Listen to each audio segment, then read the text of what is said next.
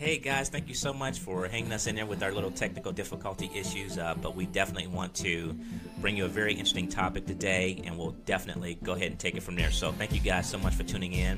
Again, we have Dr. Ferrara with us. Can you say hi, Dr. Ferrara? Hello, and hopefully we won't have any more technical issues. Absolutely. So thank you guys so much for joining in, and we have a very exciting topic for you guys today. We're going to talk about keeping your child athlete safe, and I think this is a very important topic because a lot of people have children who are playing sports, and some people want to figure out ways or techniques or things that they should do in order to keep their child safe from some of these issues that are actually occurring out there. So we want to hear from you guys. Let us know. Tell us some things that you think are ways to keep your child athlete safe, because at the end of the day, it's all about safety, and this is what we're talking about here today. So Dr. Ferrara, you want to kind of give us some tips on some things that you know of, at least? Sure. Give you from my experience, but also want to hear from you. Your opinions. Mine is just opinions, what I think. And also, if you guys can write in, guess what city we're in today. But anyway, so I think the biggest one is overuse. We're coming to, I think, the last 10 years, and it's getting more and more, is that kids in sports are becoming specialized in one sport. Okay. In the old days, not to outdate ourselves at all, is the fact that kids used to play different sports. Mm-hmm. If you remember, Bo Knows Bo. Right. Bo Jackson was played 3 different sports. Okay. He was, football. He played baseball and track. A lot of previous athletes, they were, they played, and women played different sports. Right. So they went from one sport to another. It wasn't over specialized in a lot of practices and things. Now you go into one sport. Okay. Like baseball or soccer, and a lot of coaches say, well, if you want your kid to go to college or this and play at the higher level, you have to stick to one sport. And for the first time ever, we're seeing 15, 16, 17-year-olds with Tommy John surgeries. These are surgeries that usually long baseball players are using. They're getting the Tommy John surgery. Right. You ever heard that?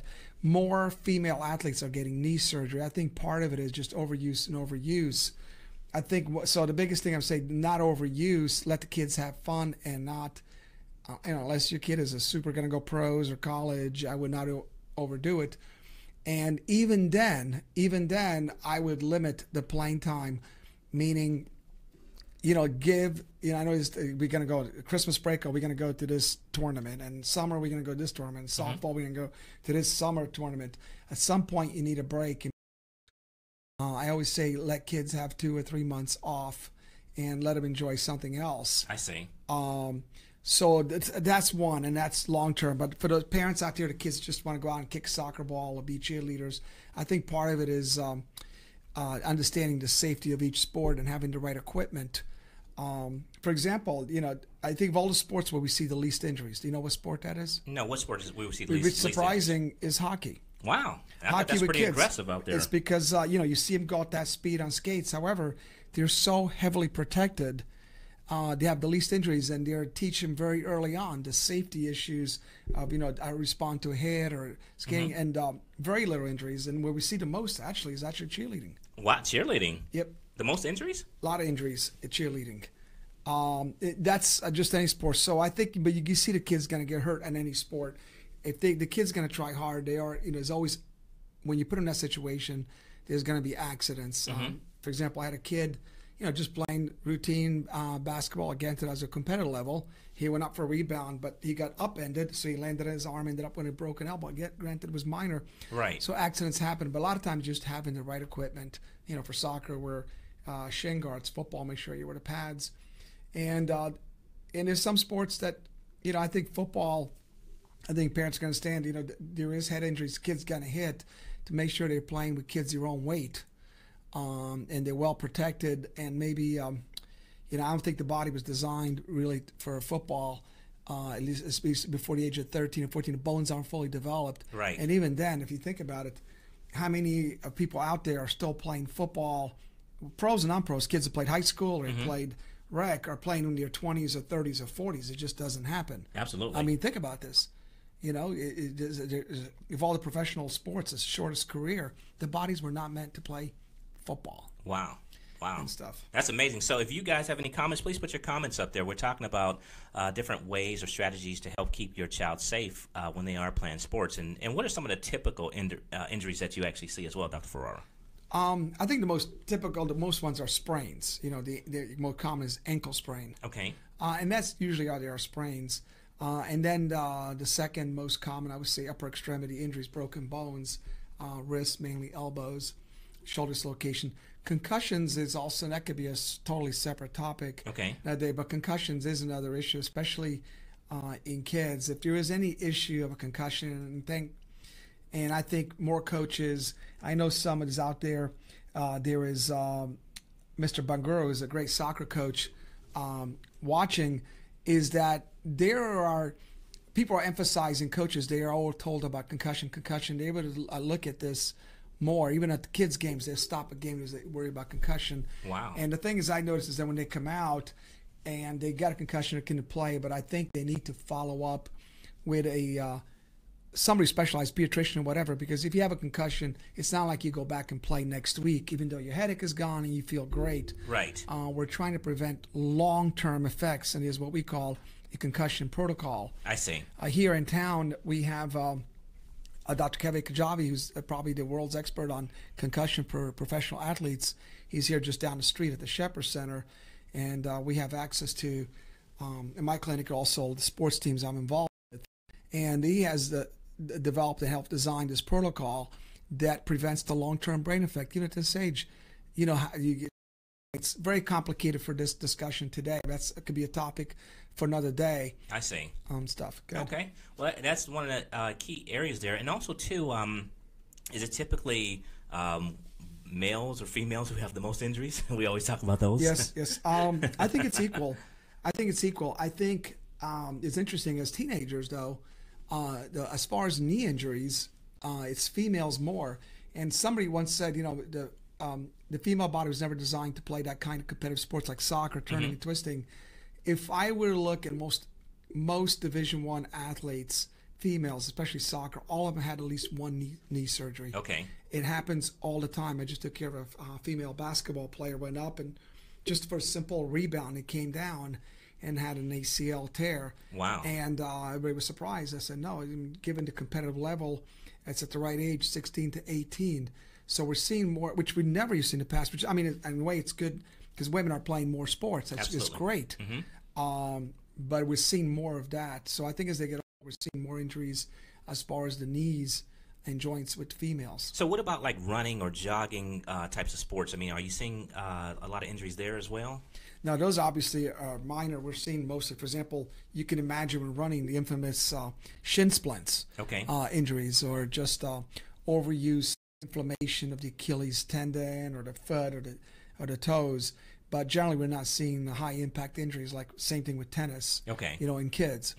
So I mean, any sport you can get hurt is once you're out there running. I mean, there's about to be an accident. So what about like for females? Which sport do you see them having the most injuries in? My opinion is for sure soccer. Wow. Yep, what do you see? What types of things do you actually see? It basically is the knees. That constant stop and go and twisting motion. Wow. Yep. That's amazing. So if you guys also a lot of kids more kids are playing soccer than other sports. For example, there's not a lot of kids doing fencing. Right. Absolutely. Right. Although it's a great sport. Right. Fencing is it is a great sport. I mean, there's for a lot of parents it's interesting. They do not think about fencing, but think about it. Especially Star Wars now. How many times you get to play with swords, and there's a sport called pentathlon where you actually get to play with guns.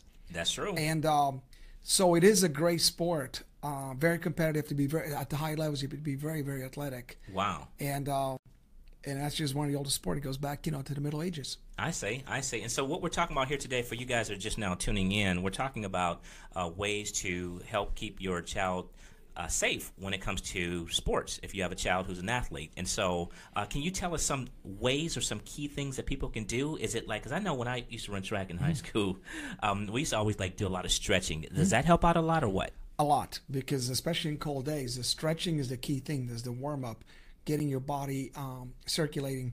One of the things when I worked with U.S. National Women's Soccer Team and U.S. Soccer Federation developed, which they call dynamic stretching workout. And what that means, I thought was very interesting, is that usually you start a little bit of a jog, and then you stretch your muscles, then you go out. They start out with the motions of what they're going to do in the game, but a slower pace. So they'll start kicking the ball and heading the ball and knocking the ball around. Okay. And then they'll do a little bit of stretching, then they'll go a little bit quicker pace.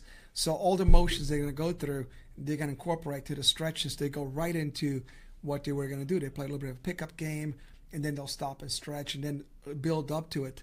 And once they implemented that, the level of injuries dramatically went down as far as pulled muscles. Wow, because I saw like a while ago, it was something on the news. You know how they show different news flashes for this, and they had said like stretching really does not help a lot, but I disagree. I totally disagree. Yeah.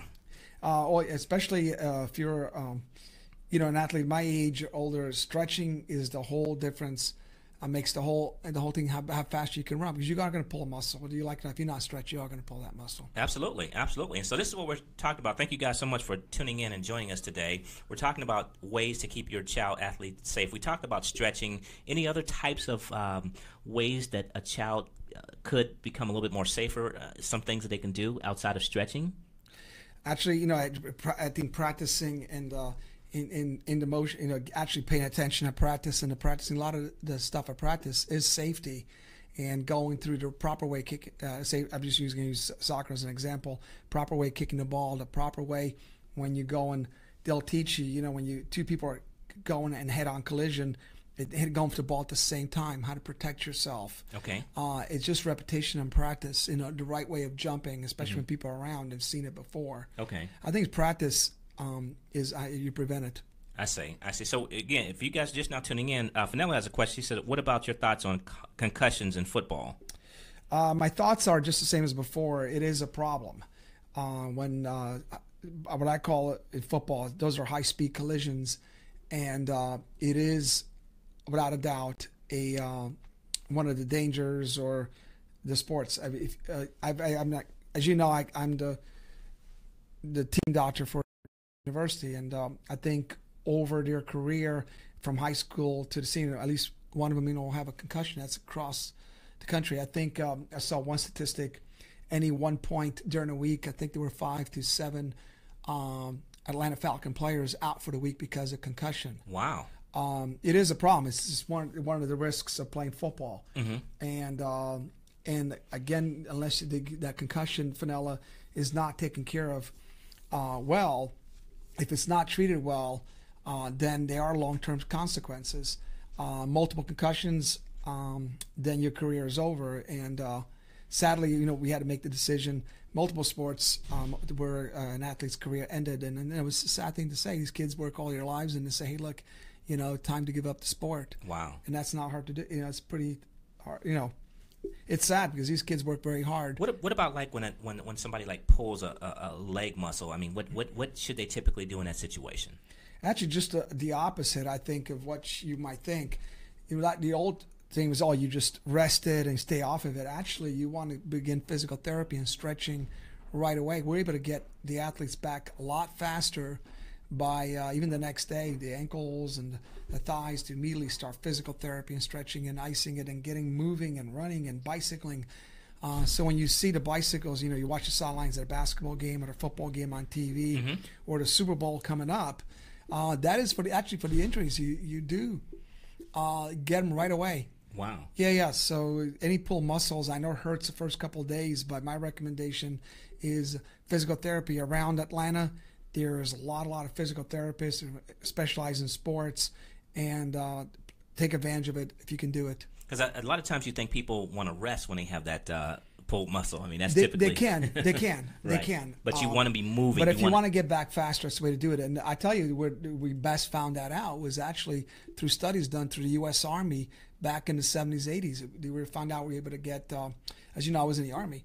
Absolutely. And we were able to figure out that we were able to get soldiers back on duty quicker by immediately getting to, not immobilizing them, but get them to dynamically start stretching, done new physical therapy, and they were coming back to duty 2 weeks faster than other soldiers. Wow. And also long term, 20 years down the line, that stretch could become, what, as we know, arthritic. My knee is a little bit of arthritis, or hurts, and my ankle from the old injuries actually that prevented that. Wow. Yep. And this is what we're talking about here today. For you guys who are just now joining us, we're talking about keeping your child, learning different ways or strategies to help keep your child safe when it comes to them playing sports. And this is a big thing. And I thought about something else. And, a lot of, I guess, the kids I deal with, the parents want them to get back as quickly as possible. They got an injury, or they got this, the ankle sprain, or the knee or the elbow fracture.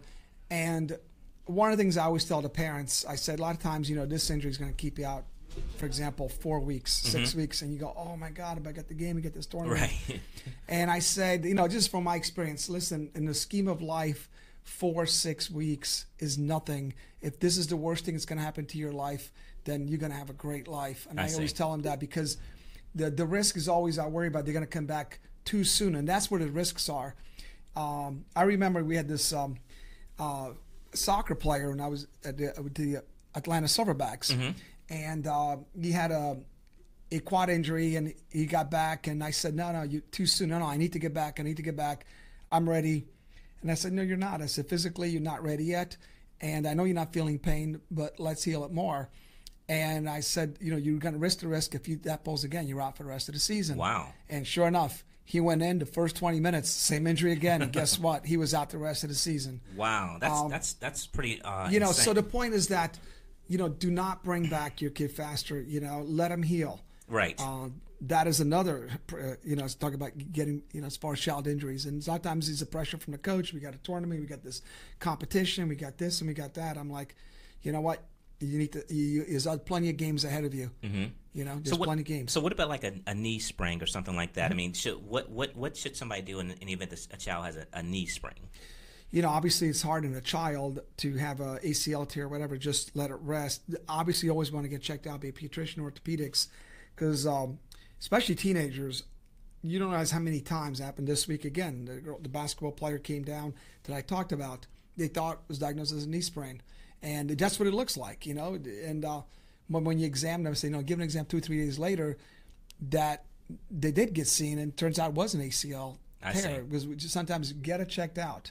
Absolutely. So this is what we're talking about here today, guys, about ways to help prevent your child from getting hurt, basically, if they're playing sports. And so should a child play several sports, would you recommend? I know when I was younger, my dad said, hey, Dexter, I want you to stick with one thing, which is track.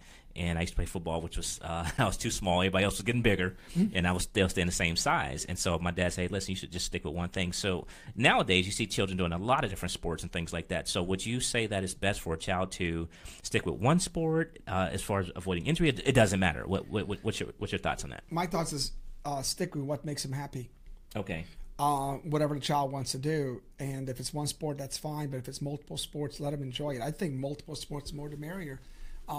Get your child to play early on, especially as many sports you find he loves. It's interesting that with my children, one tried multiple sports, very athletic, and ended up finally, which I saw her happy was with fencing. I see. And she went on to become Division I athlete in fencing and compete at the national level. That's as a amazing. father. My son started early on playing various sports, soccer, basketball, everything, chess, whatever. He tried everything, but eventually he settled on soccer. But he was happy. The idea is let him try different sports because it's fun. Let kids be kids. I see. This is awesome. So if you guys have any questions about maybe a child injury, please put them up there, because this is your time right now to ask these questions. And if you want to call in, if you want to have a call-in number put in up there, you want me to put the call-in number? No, or just the quote questions. But if they have any, questions, just type them in. We sometimes have a call-in number, but yeah, if you have any questions, just call in. Right? Actually, just type them in, and we'll definitely. Has anybody figured out the city we're in yet? I don't know if they figured that out yet, but so this is what we're discussing here today. For you guys who are just now tuning in, we're talking about child injuries and basically how to keep your child safe when they are playing sports, because like I said, a lot of children are out there playing different types of sports, and we wanted to bring this to you today to give you some tips or some different ideas on strategies on really how to keep your child safe when they do play sports, because like I said, injuries do happen no matter how old you are, whether you're young, whether you're older. Again, injuries do happen. And would you say that stretching is, I know we talked about stretching, but do you think that stretching is the number one thing, would you say? I would say stretching and practice and know your sport well, but don't overdo it. Those are the things. I mean, we're talking about sports, but obviously you can injure yourself doing other things. I mean, if the kid does not want to play sports, it's okay if they do other activities. I guess the society says, "Oh, sports," but there's other things. Right. Absolutely. So just walking down the street, you can pull a muscle, right? Right. So this is what we are discussing today. So again, if you guys have any questions, please put them up there right now for Dr. Ferrara. You may have just a general question, and he's right here to answer any questions that you guys may have, because this is your time right now to ask these questions about a child injury when it comes to playing sports. Because, like I said, I remember so many injuries I had playing sports, whether it's pulled muscle or just so many injuries. I mean, just twisted ankles. It is part of the playing sports. If you haven't tried, it means. Like they say in skiing, if you haven't fallen, you haven't tried. Right. There isn't an athlete, I do physicals as they come in and walk in at Georgia State, in other sports teams, and they have a whole list of questions they have to answer. Mm-hmm. And over the last, 6-7 years, I've had one athlete who said, "Oh, I haven't been injured." No, actually two. They were golf players. Never mind. Okay. They were golf players that actually said, "I never had an injury, like concussion or knee or anything like that." With arms or like with that swing at that back, absolutely. You actually did have two golf players. Yeah, I mean, so typically, I know, I play golf, plenty of times, and you do have those back issues sometimes when you do play a lot. So this is what we are discussing for you guys right now today. Pamela, thank you so much for watching. Nino, thank you so much for watching. Fenella, thank you so much for your comment. Rashida, thank you so much for watching as well. So if you guys have any comments, please put them up there. We'll definitely answer any questions you guys may have about children when it comes to sports and things like that, because this is your time right now to ask these questions right now. And we are discussing a very important topic, because there's so many children who are playing sports right now. And a lot of you have questions about what should your child do as far as warming up to help prevent some of those injuries and things like that. Like Dr. Ferrara mentioned, stretching is key, is one of the most important things when it comes to exercise. If you're not ready, out there where injuries are going to happen. If you're not ready to play, if your lungs aren't warmed up, and all of a sudden that player coming against you is fully ready and you're still not ready, you're going to get hurt. Wow. That's amazing. So this is what we are discussing here today. If you guys have any questions, please put them up there, and we'll definitely go ahead and go from there when it comes to that. Or like in the past, if you're watching this on delay and not live, and you think of a question, we're pretty good about answering questions. Absolutely, you always get back with people pretty fast. Yep, you do too. Yeah, I do. So both of us do. But I don't answer any doctor questions. I just answer I hit likes. You answer all the doctor questions. We take care of most of our doctors. Our clinics are all sports medicine. Doctors, we have 3 are currently team doctors for one is for the professional lacrosse team, Dr. Parrots, Dr. Webb and I. We handle the Georgia State athletics. We've got a question in here too. Mm-hmm. I mean, you want to go ahead? I'm sorry. Abdul says, does soccer affect a certain age group or gender more than others? As far as injuries, if that's what I'm assuming, I'm reading the questions. Abdullah is a great player who plays for his national team in Africa. Is one of the best center backs you'll ever see in most school and column. I just have to give him wraps up. I've watched him play, and I'm a big admirer of Abdullah. Wow. Bangura. Okay. But anyway, I think Abdullah. Unfortunately, the injuries. I think more females tend to get injured in soccer. That's just from what I've seen. I'm sure I'm going to get a lot of phone calls and emails saying the opposite. From what I've seen, it's more females. Not because they're clumsy like that. It's just that they're not designed to all that cutting. A lot of more knee injuries, a lot of pulled muscles, and a lot of more little things than men. But I think but guys just get just as many injuries. I see. So you do see a lot more female injuries when it comes to that? Okay. Soccer, okay. Yes. Wow. So thank you. That's a great question, Abdul. So this is what we are discussing right now. For you guys that are just now tuning in, we're talking about child safety when it comes to playing sports. And so if you have any questions, just like we had several questions here, just please feel free to put your comments up there, and we'll definitely go ahead and go from there, because I know you have a lot of questions. Either if it's not your child, it may be somebody else's child that maybe a family member or a friend. Just please put those questions up there, and we'll, like I said, we're not here to answer them right now. Dr. Ferrara will answer your questions about health after we're not live. So if we're not live and you're watching this, please put your questions up there. He always gets back with people all the time. So absolutely. Other things, safety things, but just going out there, you're talking about just anything. Riding a bicycle, wear a helmet. And I think you heard me say that before. You're riding Absolutely. a car, wear a seatbelt. Those are things that will save lives. I'm telling you that right now. Okay, wow. And one of the key things, I have to say it, I always like to say it, well, here, Leslie says, what are your thoughts on boxing? Well, my thoughts on boxing, I think it's kind of in today's modern era, if you actually think about it, it's kind of antiquated sports. I know some people think it's fun to watch, whatever. That is one sport. If you think about it, the winner is whoever lands the most punches in somebody's head. And the knockout is not a knockout. In medical terms, the knockout is a loss of consciousness, is a concussion with loss of consciousness, and that is a brain injury. That is the sport that I would not recommend any children playing. I'm sure I'm going to get a lot of letters from boxers now, but that is, I'm sorry, but that is not a sport that is designed to be safe. Absolutely. No ways around them. I'm sure maybe with headgear like they do in the Olympics, right?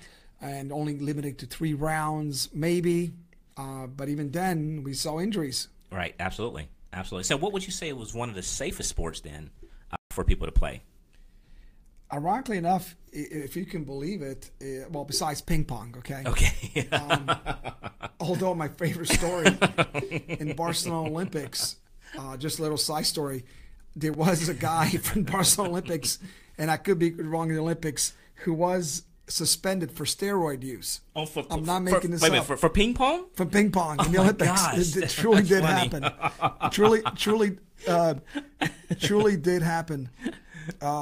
Wow. Anyway, it truly did happen. But besides ping pong, ironically enough, it is hockey. We rarely see hockey players, and statistically, they have the least injuries. They're the most protected. Wow. So, what would you say about maybe I'm going to say maybe track for some people and basketball? What would you say as far as great sports? I mean, I think all sports are good. I mean, rugby. You would think you hit rugby in Australian rules football, you would think you get a lot more injuries, and ironically enough, you don't.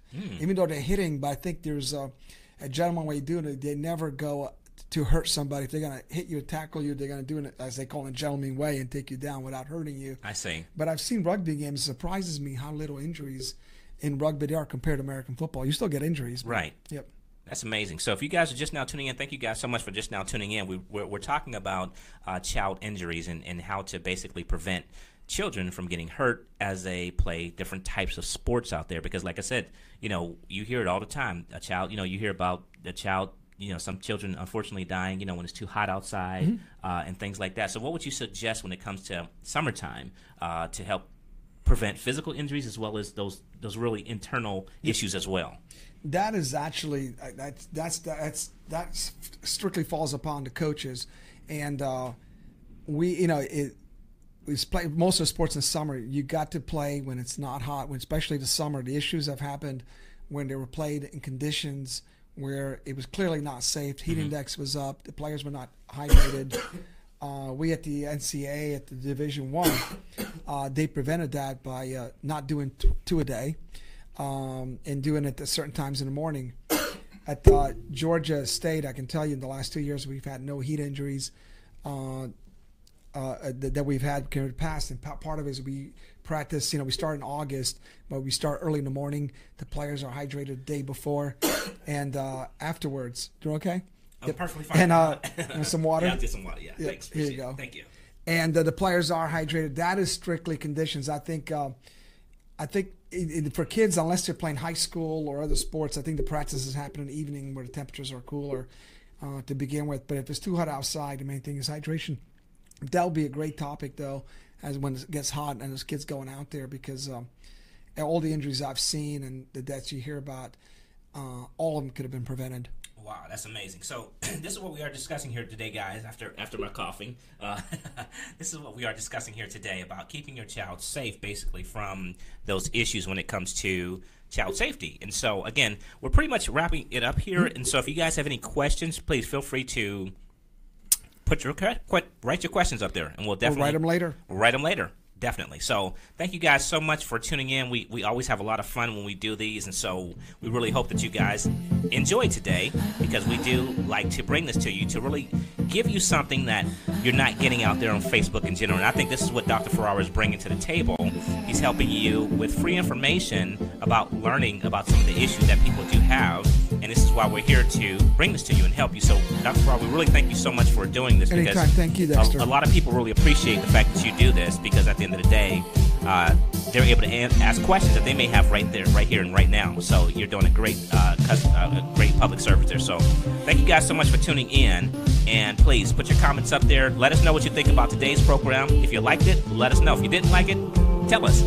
So thank you guys so much for watching, and we really appreciate it. So thank you guys a lot. Thank you. All right, bye-bye.